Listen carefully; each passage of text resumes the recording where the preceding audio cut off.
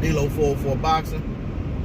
Hey, so we got Guillermo Rigondeaux had a fight this weekend against Solice, and Rigo came into that fight dropping down from 122 pounds, making his debut at 118, and hey, Rigo did his thing.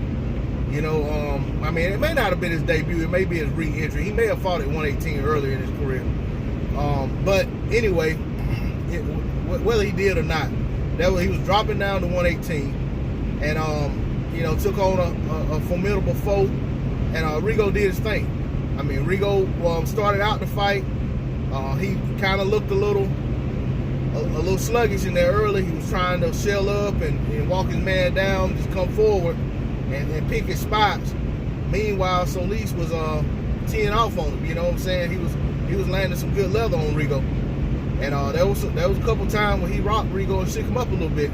But it seemed like he just woke Rigo up. Rigo came to life, went to peppered him with that left hand, landing that uppercut at will, landing a straight left hand. I think it was like the 7th round or 8th round. Rigo dropped him badly, and there was several other times in the fight where Rigo hurt him, and Rigo just pulled away late. The fight did end up being a split decision. I didn't necessarily agree with that, but I can't say that I'm just totally that is out of the realm of possibility that a judge could see the fight for Solice.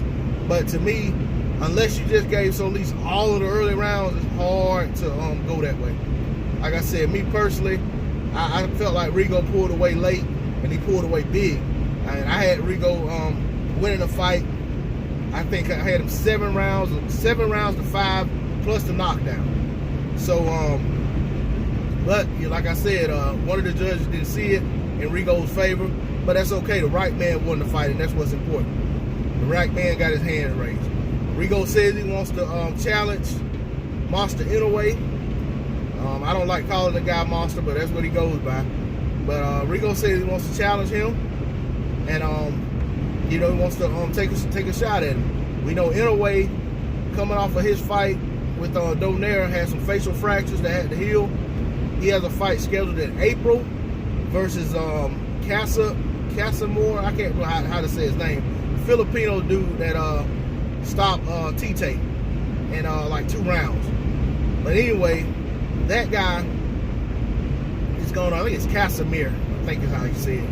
But anyway, he's not going to be someone coming in there to lay down for Inoue. So that remains to be seen how that fight turns out. And like I said, that fight's not until April. And Inoue's coming off with his facial fractures healing from the Donaire fight, where you know, badly faded former, you know, pound for pound great Donaire gave Inoue all he could handle in that fight. So you know, we'll see what happens with Inoue versus Casimir, and then see if there's any interest in him taking the Rigo fight. Right now, I haven't heard anything coming from Monster's side or coming from Aram about whether or not that fight's entertaining. But I will say that if Aram thinks Inoue can beat Rigo, he'll make the fight. If he thinks that Inoue may not be wise for him to take that fight, Aram will probably just laugh at Rigo, bring up the Lomachenko fight, and dismiss him as an opponent. But we'll see what happens with that situation. Good win for Rigo. Like I said, and I will say this, Rigo is definitely showing the miles and the age. You know, Rigo, 39 years old, and he's had a lot of fights go deep. He doesn't have a ton of fights, but he has a lot of fights go deep. And, you know, so it's one of those things where the wear and tear and the age definitely show up, and but he keeps on winning. So we'll see what happens. Once again, big respect to Rigo getting that win this weekend. Shout out to Marlo's Corner, Trey X, and the whole block fam. D-Lo out.